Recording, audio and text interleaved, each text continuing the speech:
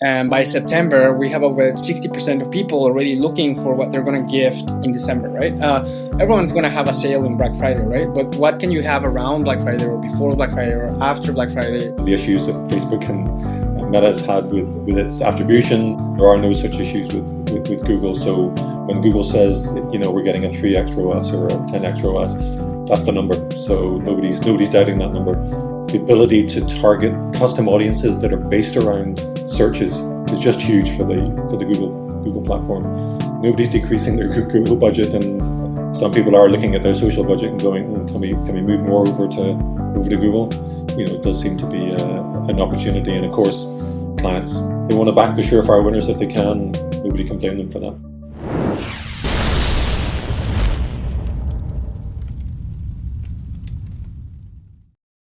Did you know that the subscription market is predicted to grow to over $2.6 trillion by 2028? As a fast-growing area in commerce, subscriptions hold tremendous opportunities to build a community of customers who share your values. Recharge is the leading subscription management solution helping e-commerce merchants of all sizes launch and scale subscription offerings.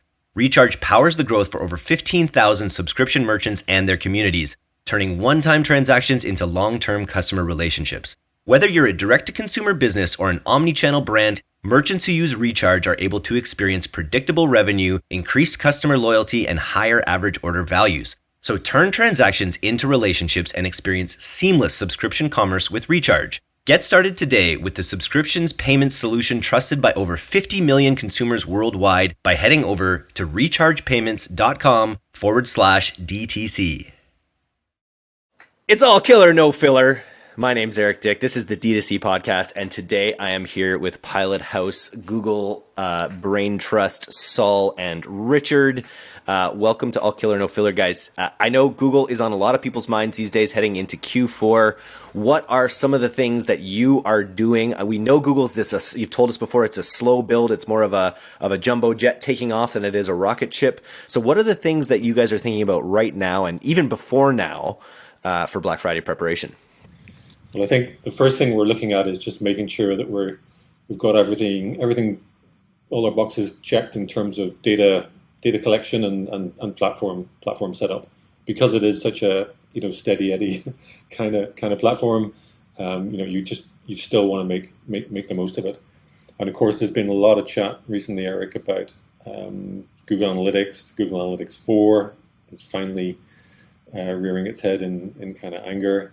And a lot of people are asking, well, what should I do about Google Analytics in particular? And I'll come back to Google Ads a little bit in a minute. So if I can just touch on GA. So Google Analytics 3 is being retired 30th of June next year. As of the 1st of July, no more data will be gathered in the GA3 UA properties. It's not going away. A couple of clients have been asking me, are they deleting all the data? It's like, no, they're not deleting all the data. It's still going to be there. However, there will be no way to export that data into a Google Analytics 4 property. So really the key thing right now for businesses is to make sure that they get Google Analytics 4 set up on their properties. Now, Google Analytics 3 and Google Analytics 4 can totally run in parallel. There's no difficulties there. You're not going to run into any issues. However, if you don't get Google Analytics 4 set up now, when it comes to this time next year and further forward, you won't have easy year-over-year comparison. So right now, I can look into GA3 and I can go show me the last 30 days versus the same time period in 2021. Come 2023, looking at that comparison year over year, if you don't have your GA4 property set up right now, then you're not going to have that comparison. You're going to have to flick into your GA3 property, and it's going to be much more difficult. So we're trying to advocate and try and get all of our clients set up onto GA4 as soon as possible. Most of our clients are on the Shopify platform.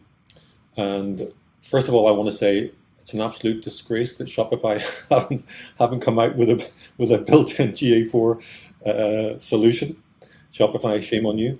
However, it's not too difficult to get GA4 set up in Shopify alongside of your GA3. And recently, I've been looking at a lot of different solutions, and we don't have any kind of partnership with this company, and maybe we should. There's a company called Elevar, Elevar, who are supplying a really inexpensive solution to get people set up onto GA4 if you're running Shopify. It's an app. I think it costs $50 a month for the service, which in the scheme of things isn't a whole lot. And literally, I just did it this afternoon for one of our clients, and they signed up, they connected to a Google admin account, and then it's basically a series of questions and answers. It then generates a container in this thing called JSON, which doesn't matter what it is. We then import it into Google Tag Manager. All the tags are set up, all the triggers are set up, all the events are set up. And I think within certainly less than an hour, and I got interrupted a little bit, probably in about half an hour, I was able to get the client set up. So it's really versus 5 hours or 8 hours or a multiple day process if you were to go direct without this Elevar tool. Absolutely, because you've got to set up all of those, all of the data layers within the code. And say so, Shopify, this Elevar does it. If you're running something like WooCommerce, there are people who've got solutions there. If you've got a bespoke site, you're going to have to get the developers involved. So so there is a bit to it, and the main difference between GA3 and GA4 is that GA4 is all event based. GA3 was totally session based, and then you kind of try to fudge your events within GA3, but GA4 is totally event based.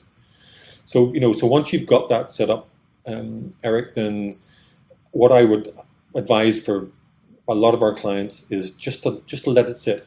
I mean, the one thing that we are leveraging it for is comparing what we're seeing in GA4 to GA3.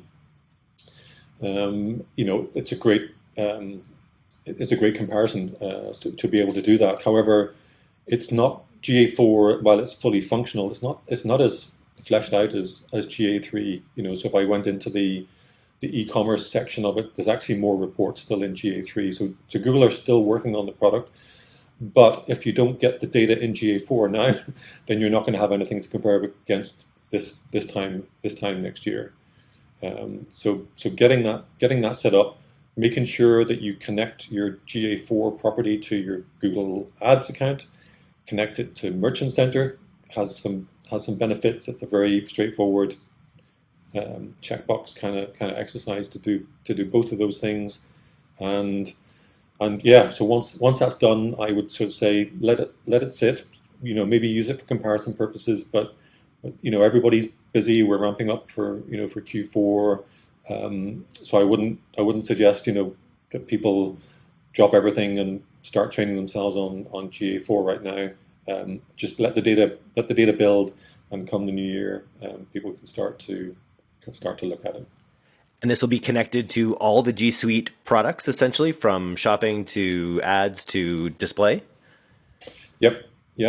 By default, you just connect your Google Ads account, and everything will be there. And of course, you can start to import potentially conversions. The purchase one is done by default, but if you want to add to cart, begin checkout, conversion action, because that's a default one that this Elevar suite creates, then that's a really easy import into Google Ads. And of course, building your audiences, and that's actually one thing that I would suggest people do straight away. Is start to build those audiences both in GA4 and potentially in GA3 right now. I think in this ramp up period between now and Black Friday, Cyber Monday, start getting people in at the top of the funnel and defining your audiences as best you can.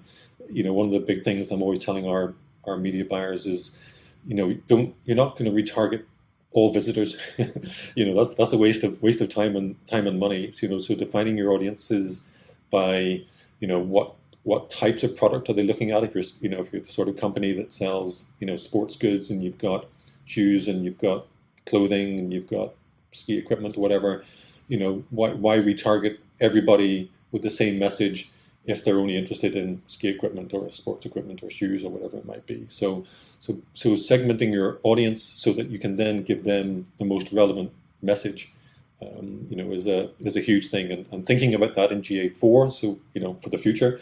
But right now, in GA3 and perhaps using Google Ads, is just making sure that you really are starting to think about those audiences and building those audiences. I think that's the big thing.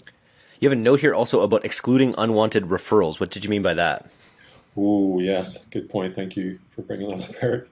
So in both Google Analytics 3 and Google Analytics 4, if you've got traffic coming from PayPal, perhaps as an external payment provider shop, the shop app that does or one of these apps that does the subscriptions or multi payments over a period of time.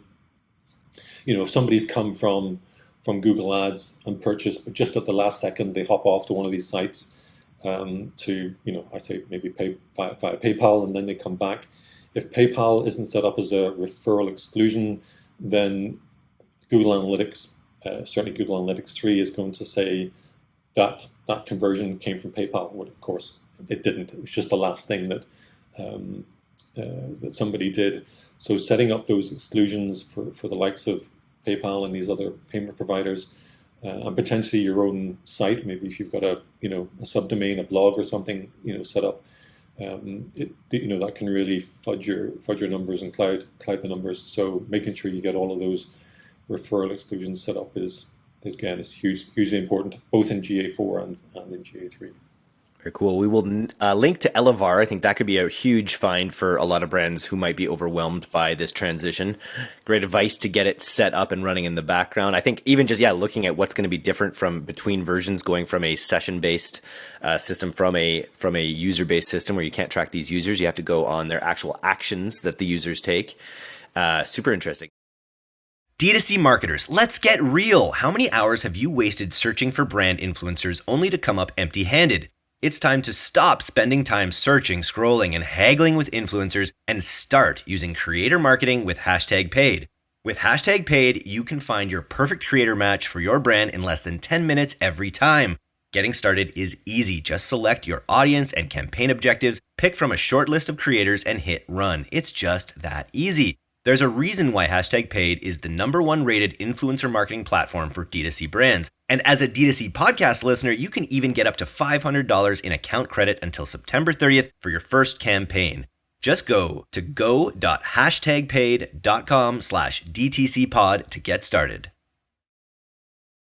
Saul, we have some notes here too. I thought you'd like this. It was a note about starting to do some of the promotional planning for some of our brands, and I think that's interesting. There's always this. We joke about the tension between the Meta team and the Facebook team. The Meta team and the Google team. And I love the idea that the Google team, in a lot of cases, is working with clients to help set their promotional calendar. Why is Google setting the tone for some of the promotional calendars for some of our clients? So mainly, a lot of clients rely on us for that sort of strategy, promotional strategy, and to make our work organized and go smoothly especially during Q4, which is so busy, having those calendars done beforehand, and if we need to work with our clients to set those up if they don't have it, makes everything much easier down the line, not only for the buyers but also on the creative side of things, right? Just through Google data that we get, it starts growing, but 17% of people are already looking for Christmas gifts in May, 30% in June, and by September we have over 60% of people already looking for what they're going to gift in December, right? Who are these people? Who are these super organized people? But so basically what's happening is people are already looking. We want to be first to the party, right? You gotta be out there, so you gotta be organized. You need to know what promotions you're gonna have. You want to be there before other people. Everyone's gonna have a sale in Black Friday, right? But what can you have around Black Friday or before Black Friday or after Black Friday? Can you go longer, right? Can you start before on the Thursday and keep going for the whole week, which is practically what also everyone does nowadays, is Black Week or whatever. So making sure that we prep with them. We're and not only, like I said, on the promo side, but things like we're working with some clients on their inventory right now. So some of our clients do consumables, and those expire, right? And they have to produce before Q4. They're not going to produce them like last year. Otherwise, you're sending stale cookies and other consumables. So what we're doing right now is like looking at the media mix, looking at the budgets, and looking at the production times and production numbers and inventory numbers. They need to like make money too, right? That depends, like economies of scale. So they need to hit a certain number of product to hit those economies and make money. So just making sure that we're all, working together in coming up with those numbers, and that even goes deep into inventory talks and that kind of stuff. And then just like talking more specifically, like I said, on the promo content for example, or watch clients and that kind of thing. That's something that we developed with them that they didn't have in the past. So that's just talking more about that kind of I thing. like it. Richard had a good point that he brought up earlier about this idea that like Google setting the tone for some of these platforms makes sense because you generally, it's one of the platforms you should be really controlling your discounts on, specifically, versus an interruptive platform like Meta or TikTok, where you really need to get their attention, need to bring them into your world. In Google, in a lot of cases, they're already in the top of your funnel. They're interested in products like yours, if not your product, and so therefore you can afford to be a little bit more cautious with how you discount.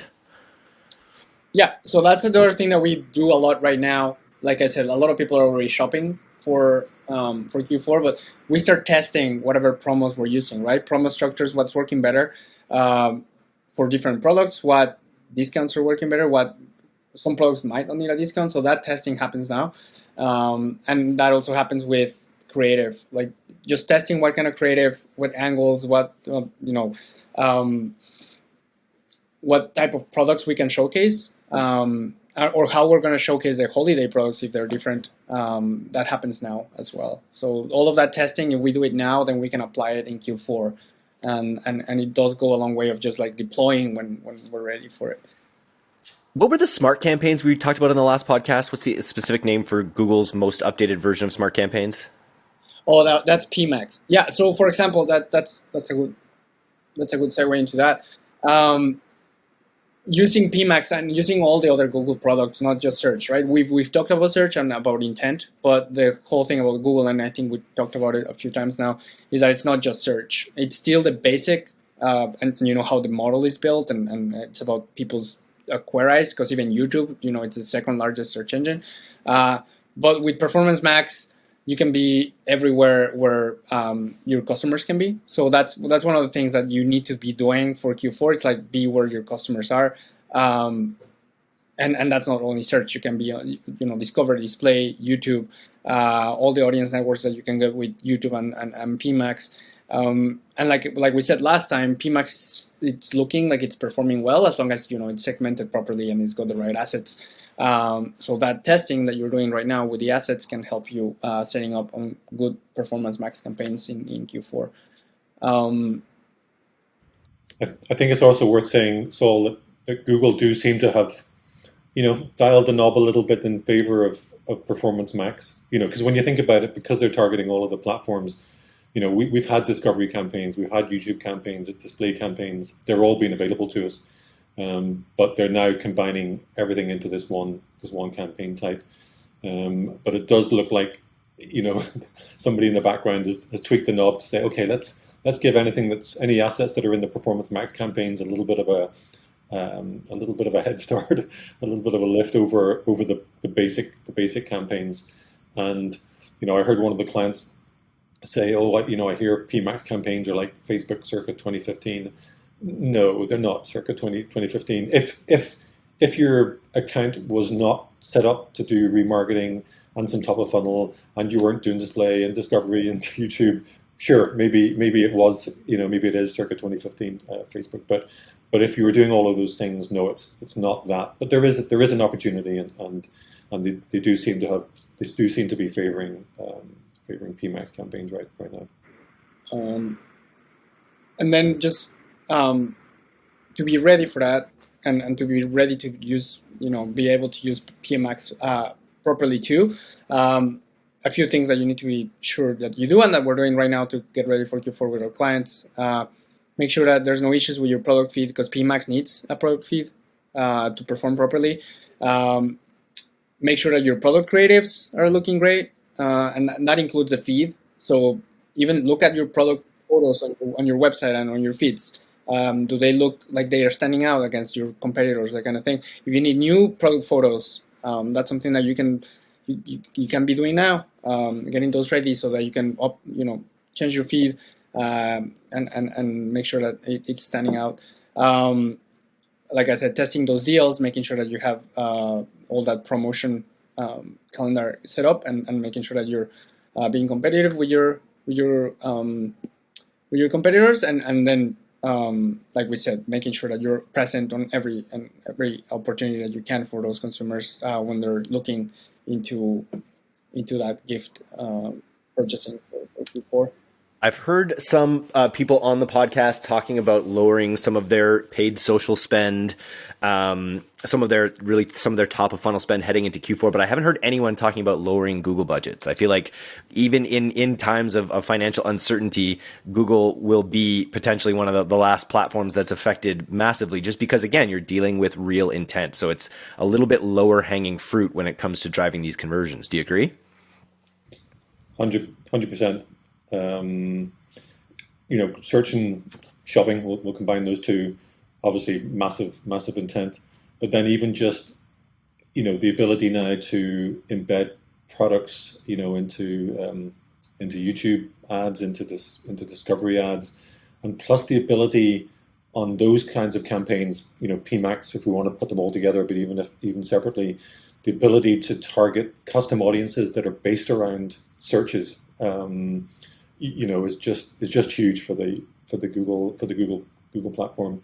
Nobody's decreasing their Google budget, and as you've kind of hinted, I think some people are looking at their social budget and going, can we move more over to Google, because there definitely does seem to be an opportunity. And of course, we've discussed ad nauseum the issues that Facebook and Meta has had with its attribution, and there are no such issues with Google. So when Google says we're getting a 3x ROAS or a 10x ROAS, that's the number. So nobody's doubting that number, and obviously clients, that they want to back the surefire winners if they can.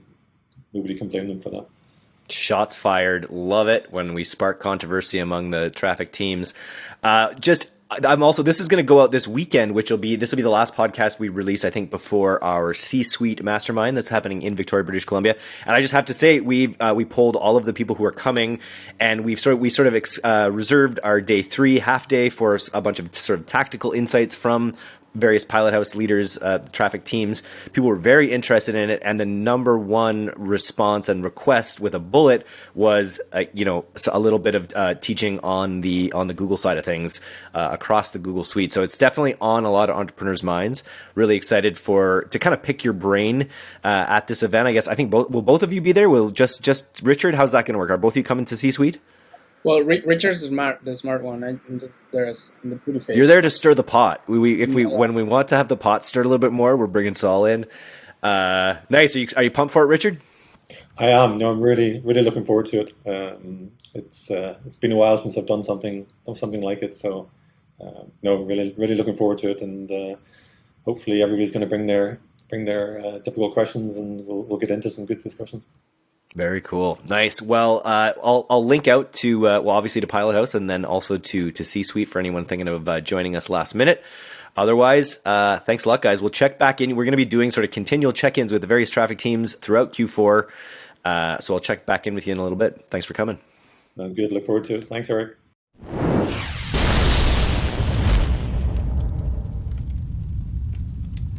Thanks for listening to today's episode.